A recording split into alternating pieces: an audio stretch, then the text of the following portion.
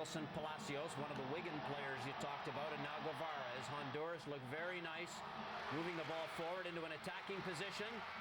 And there's a shot, and they've opened the scoring right there. It hasn't taken long. Honduras lead 1-0.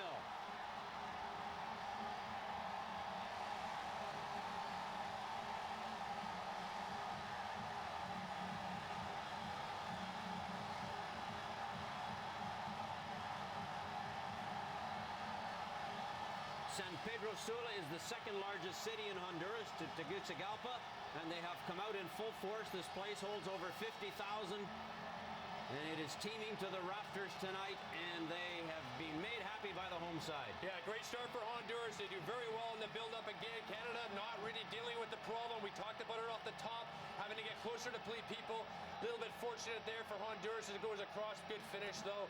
Great support in attack. When they finally get their minds to it, Honduras, they really do get bodies forward.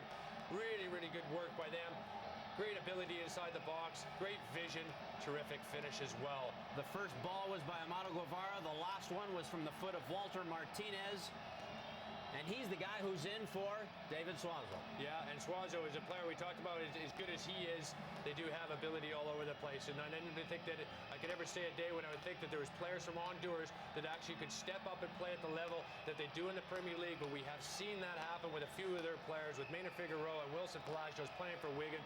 More and more players coming from the Central American region and playing in the top leagues around the world, and showing us exactly why, because they are gifted players. As we have another look at that tremendous goal from Honduras.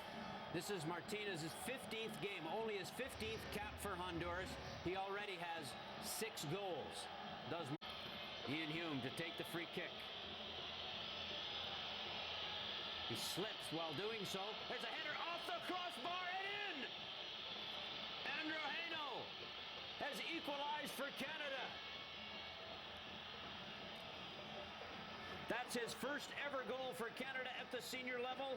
The native of Montreal, who plays for Sparta Prague, has put Canada right back in it off the Ian Hume free kick, and he fell as he took it. Well, the delivery was so important. We talked about the importance of set pieces, and could they get on the end of them if the delivery is good. He slipped on the delivery, but the delivery was perfect. Watch how he goes to the ground, but the ball's whipped in with pace just to behind the back line. Difficult to defend. Attacked well by Canada. Comes off the crossbars. The keeper gets a slight touch on it, and it comes off the knee of Haino, and he does just enough. So you see Hume go to ground, the ball go in, well attacked, headed by McKenna, touched slightly off of the crossbar by the goalkeeper, down on the ground, can do nothing about the rebound. And Canada still not quite out of this World Cup just yet. Something good finally goes Canada's way. The bounce off Andrew Haino off the Ian Hume slip from the free kick. You can't believe it. He's like, it just comes right back to him, and he ends up getting his knee to it. Could have gone anywhere, but Canada.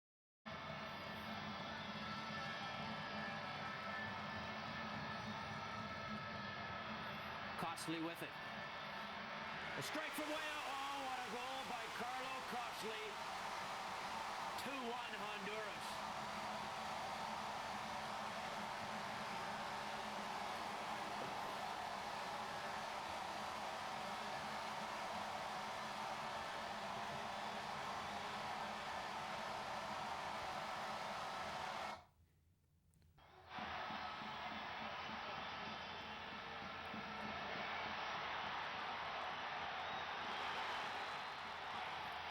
Well, there's nobody at fault for this. This is just world-class football. Gets it out of his feet. He is a long, long way out, and he strikes it really well. And it could have been placed better in the top corner. Costly left-footed strike. Gets his toe down, keeps his knee over top of it. Really, really well placed. You will not see a better placed ball than that. Placed goal. World-class. This is just into the side of the top corner into the stanchion. Lars Hirschfeld, even from that distance, cannot blame the goalkeeper. That is one world-class strike that just ignites this Honduran crowd again when Canada seemed to be getting on top of the game a little bit. And that is the difference between the two teams. A strike from Costly like that. Does he get booked for taking his shirt off? We don't know yet. But just the same, I don't think he's going to mind too much. Well played from Honduras. So with less than a half an hour gone, Carlo Costly has given A little bit late. Could have been 4 or 5. However, never mind. There is the insurance goal for Honduras. 3-1 the score. It's Henry Thomas. Yeah, it's irrelevant now what the time is added on. Honduras are put Canada to sleep, put them to bed finally.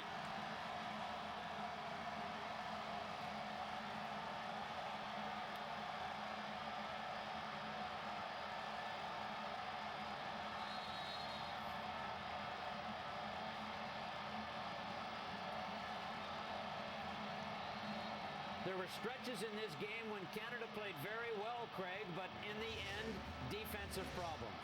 Yeah, defensive problems, and we knew that coming in, we thought we had the best midfield possibly ever. We had options up front. It looked really, really good, but defensively, I thought that Canada was probably in better shape than they really, really were, because they've been cut open at times and not really knowing each other's responsibilities, not being strong enough in defense, not enough communication, and really simply not being good enough. And that has nothing to do with Dale Mitchell, the manager. That has to do with ability, being able to defend basic set pieces and basic runs into the box. And from time to time again, Canada has not been able to do it, unfortunately. And so stunningly, after only 4 games of this group stage, Canada Paul Salteri gets absolutely ripped apart there. Will end its World Cup dream with a 3-1 loss in San Pedro Sula on October the 11th.